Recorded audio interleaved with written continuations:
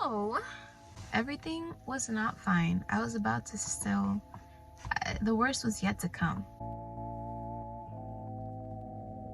This whole process took like about 3 weeks, where I had to go to the office to give my statement of what happened. I told them what happened. I told my coach what happened. I was suspended from the team while this incident was being like resolved. During this time, I was just kind of like, as long as my parents don't find out, this is all gonna get cleared up anyway, because I did not do it. I didn't even know there was a phone in the first place.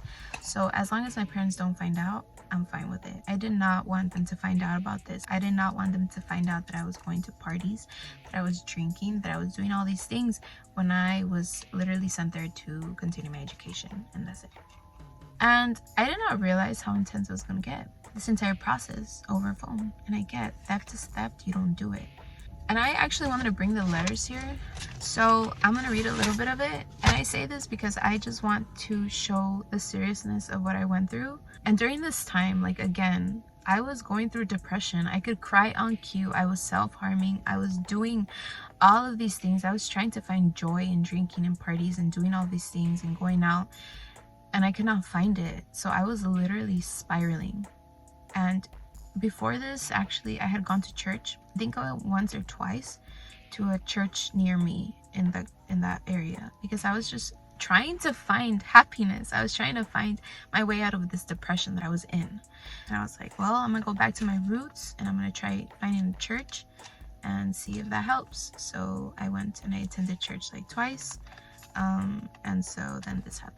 I got my first letter on February 15 because the incident was it was actually on February 13, but I got this letter in February 15. So, and I'm gonna read it out loud because I just want to show you guys how intense all of this situation was, and how I am just so thankful that God did not allow me to fall even worse and do something dumb that could have just broken and destroyed everything. So it says, Monday, February 15.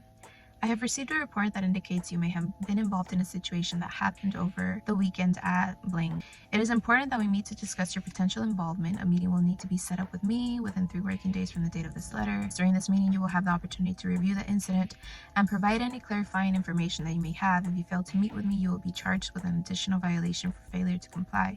The Student Affairs Office conduct meeting reserves the right to impose sanctions without your statements in the event you fail to appear at the scheduled meeting or reply to this request. This meeting is your opportunity to explain your involvement in the incident stated previously and to ask questions about any violations. Yeah, so this was from a Student Affairs coordinator. So this was on Monday. I received this on Monday and I was like, whoa, what?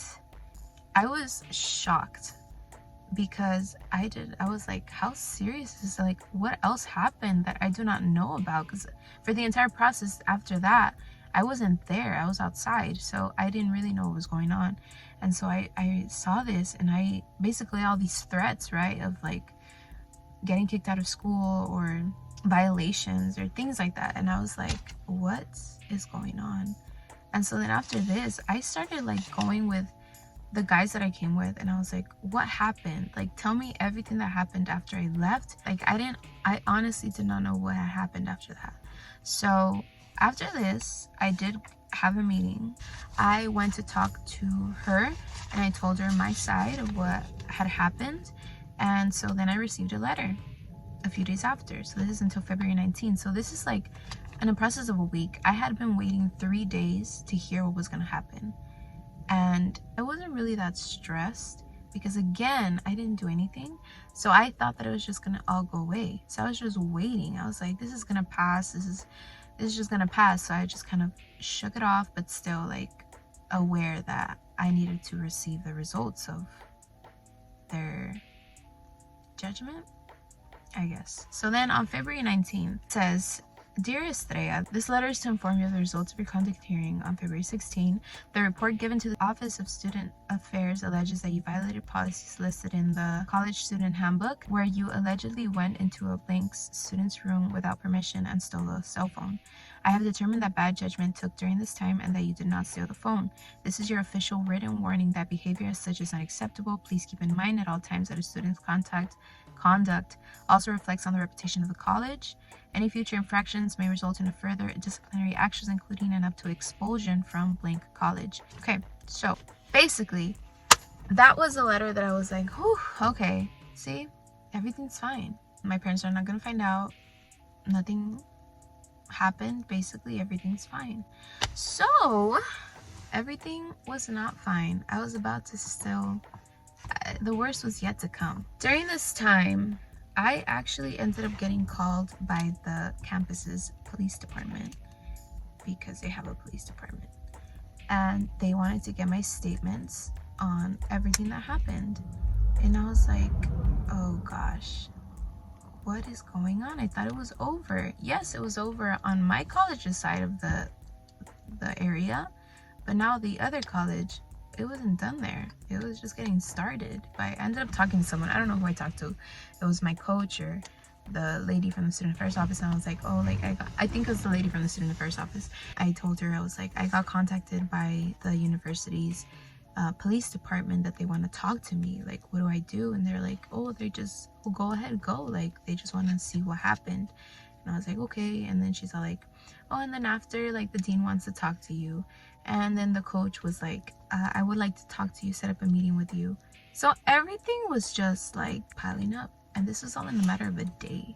Like, not a matter of the day of this, I'm not sure, but it was in a matter of a day. All those 3 meetings were like back to back to back.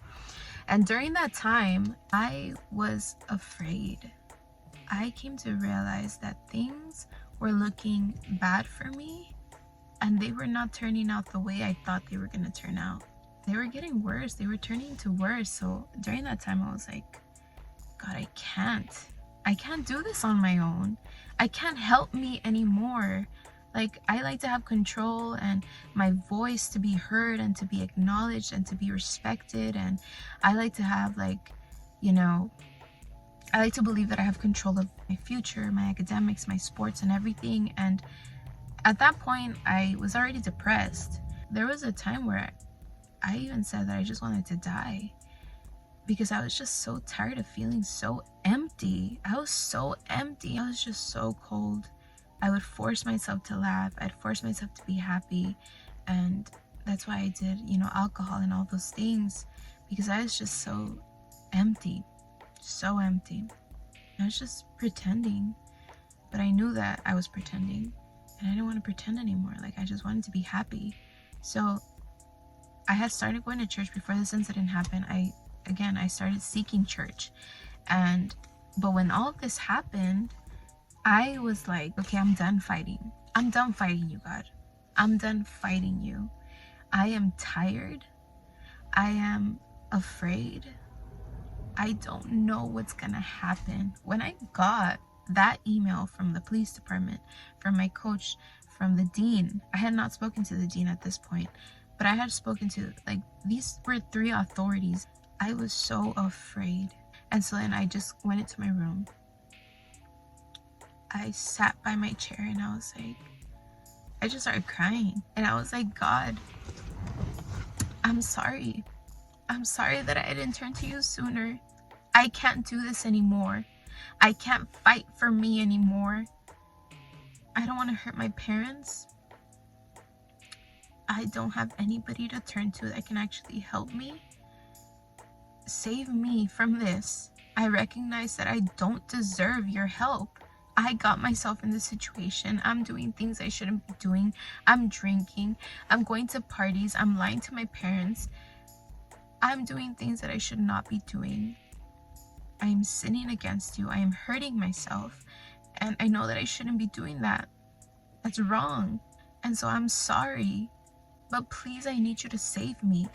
God, the reason why I didn't turn to you sooner is because I thought I deserved pain. For the times that I'd be mean, for the times that I did not express my love back to my parents, for the times that they would be loving towards me and I couldn't express that love back. I am sorry, because I'm a mean person. And so I thought that I was depressed and I deserved to be depressed. I deserve to feel pain. I deserve to pay for all of the pain I caused to others by inflicting pain upon myself. And I was like, But this I can't anymore. I can't deal with this. I can't save me. I ended up, accepting God in my heart, coming to him, just surrendering to him, because I came to realize that I needed him. I stopped fighting him. And so then I drove. The first meeting of the day was with my coach. Yeah, I'm not sure. I know that the last one was with the dean. But I went to my coach because he wanted to talk to me, and he told me, tell me what happened. Why did you do that? Why did you go? I'm so disappointed in you. I didn't recruit you to go to parties, to drink. I recruited you to be an athlete, to make your parents proud. I was like, I know, but I'm telling you, I didn't do it. I didn't do it. I didn't do it. And then he's like, do you swear on your parents' life that drove your parents and your little brother? Do you swear on your parents and your little brother that drove you all the way from LA to over here? And he actually met them when we got there. So that hit home, because my main point was I did not want to hurt my parents. That was the only reason why I was just so afraid. So then after that, when I ended up going to the police station, I ended up walking in and to this room with 2 officers, and they told me, look, we just want to hear your side of the story, what happened. We've heard other sides, and we just want to hear what happened. And so I told them what happened, and they were like, I can tell you're lying. And I was like, I'm not lying. He's like, I have been working as a police officer for 30 years now. I can tell when someone's lying, and you're lying. Look, we have fingerprints. We actually found the phone. I don't know if you knew that. He's like, yeah, so we have it, and we're gonna run fingerprints on it. You're gonna get in really big trouble because you're lying. And I was like, okay, but I didn't do it. Like, go ahead, please run the fingerprints on it so that you can see that I did not do it, and to see who did it. So he was like, just say the truth, because look, this is gonna happen.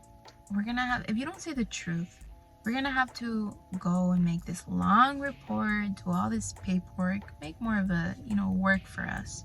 And then when we pull out the fingerprints and find out that you did it, you're gonna have to go to the county, go through like the DA, the county DA, and then it's gonna have to go through this entire process, and then you're gonna have like a criminal record, and it's gonna affect you in the future. But if you just say you did it, we can work with you. We can work with the girl, to see what we can come up with, and just like put it to rest. Like, it doesn't have to get bigger than what it is.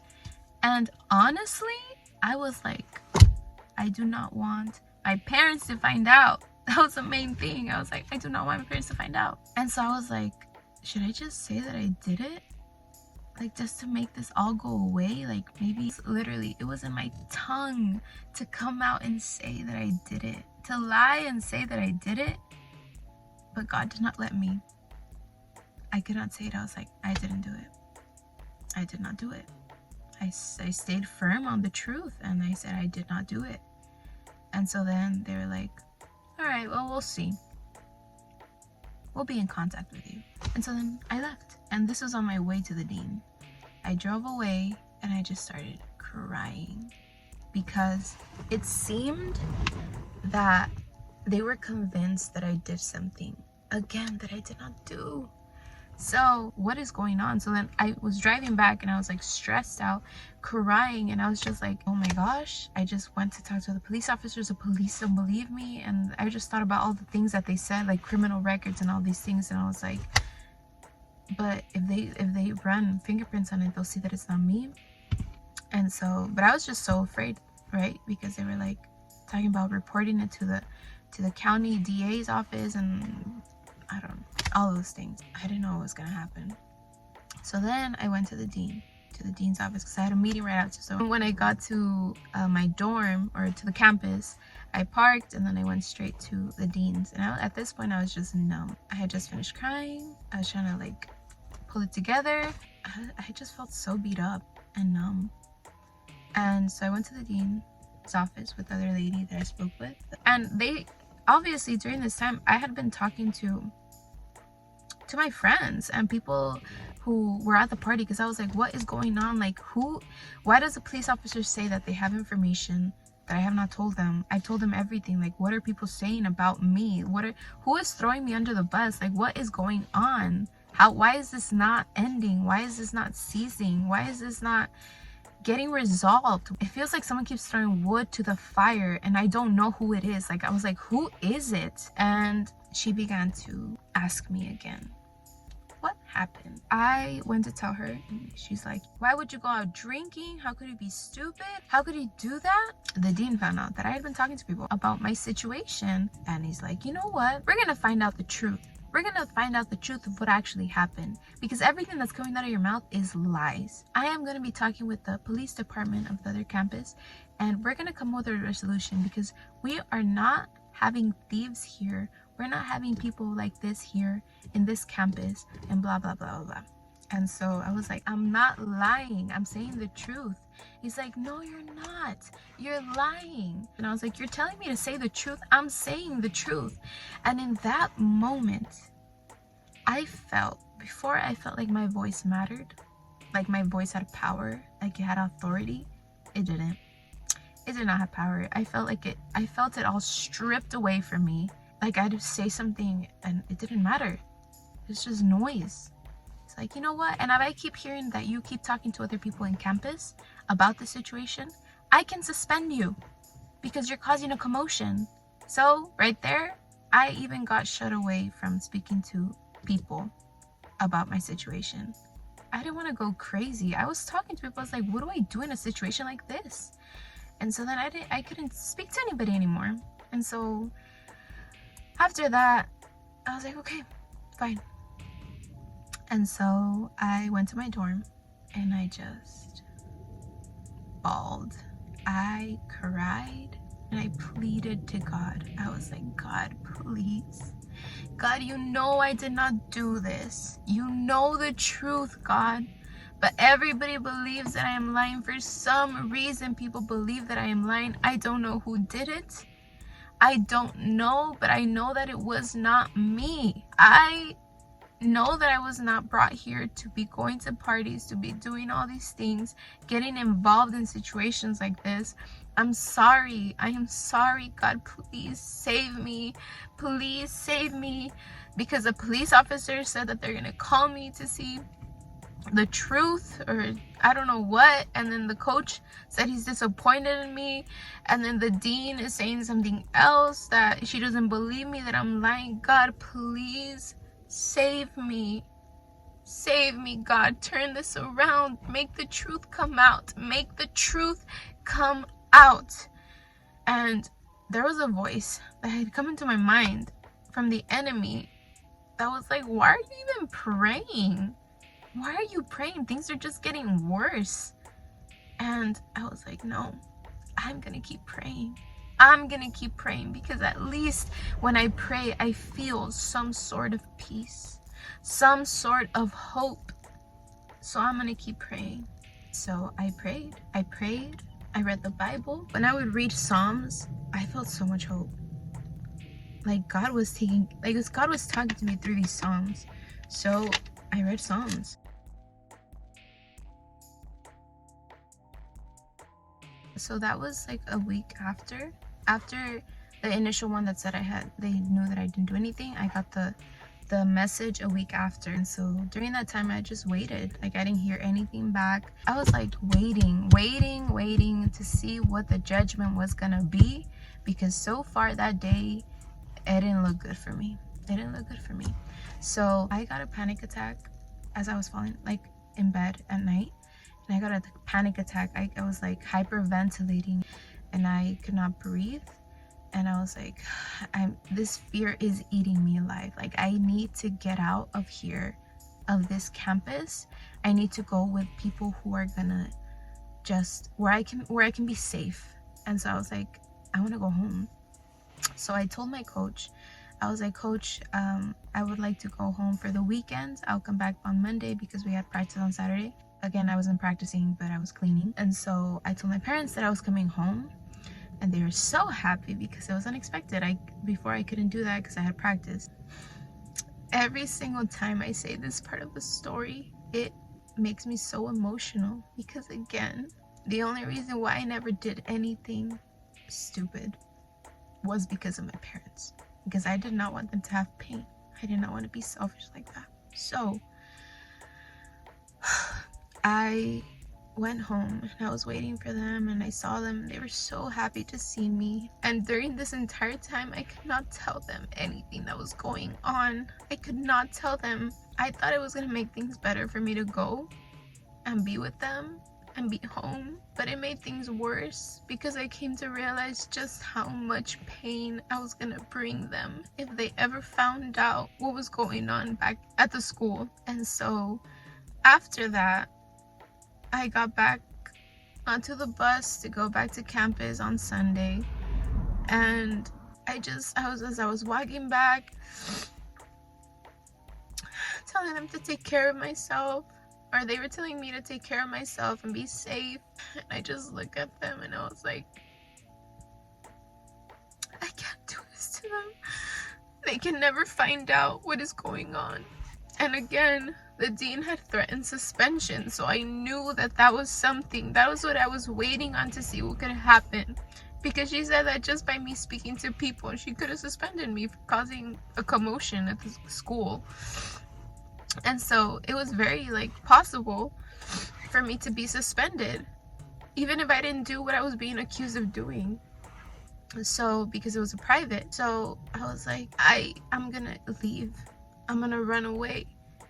I can't do this to them. I was so disappointed that I'd get myself in a situation like that. So I got back to campus, and in March 1st, I received this letter. The weekend I came back from after visiting my parents, it said, Tuesday, March 1st. Dear Estrella, this letter is to confirm the outcome of your second conduct hearing on February 29th. The purpose of the most recent conduct hearing was to reconsider the incident of February 14th in light of additional information we recently received from a witness and the police. As the student's conduct also reflects on the reputation of the college reserves the right to exercise disciplinary measures, including dismissal for misconduct, for incidents that take place either on or off campus.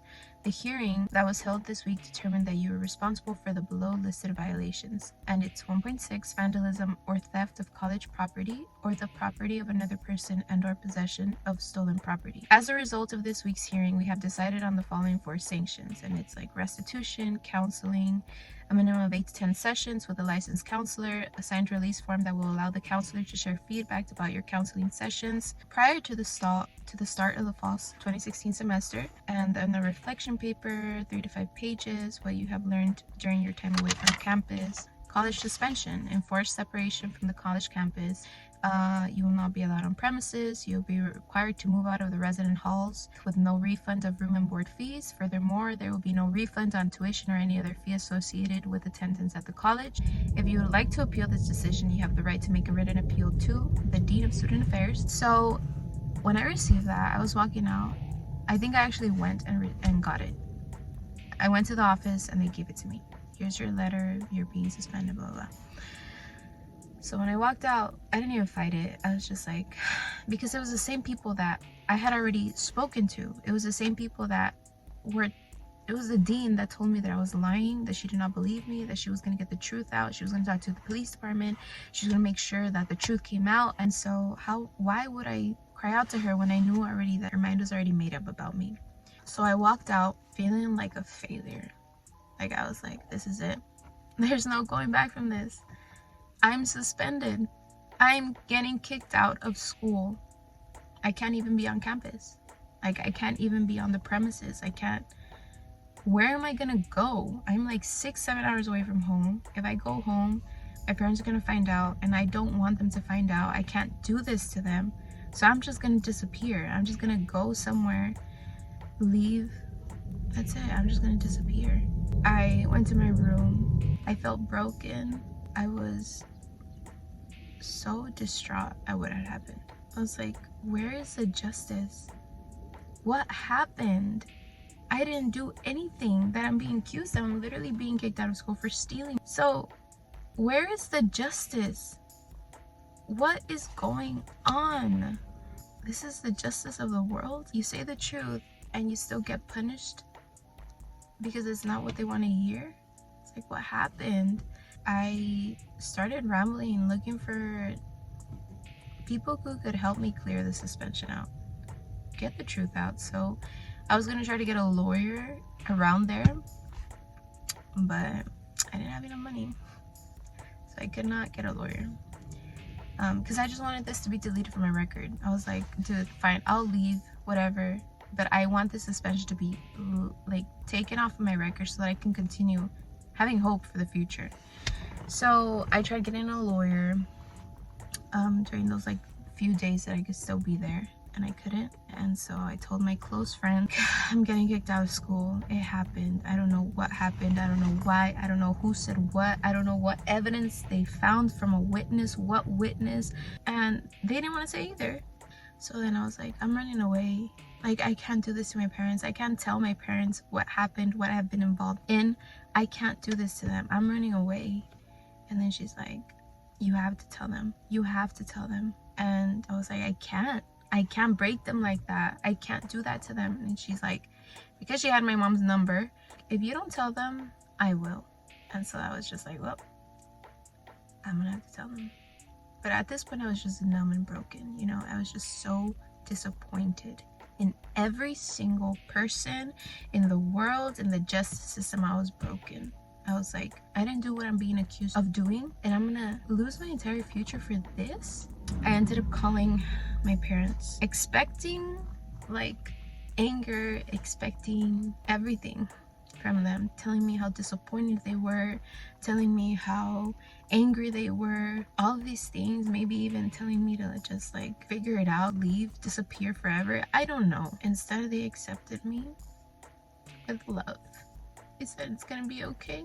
We believe you. You're not gonna wait until the last day. I'm going back for you tomorrow morning. I don't care if you don't get an education. What I care about is you. I want you to be okay. I want you to be happy. I want you to be okay.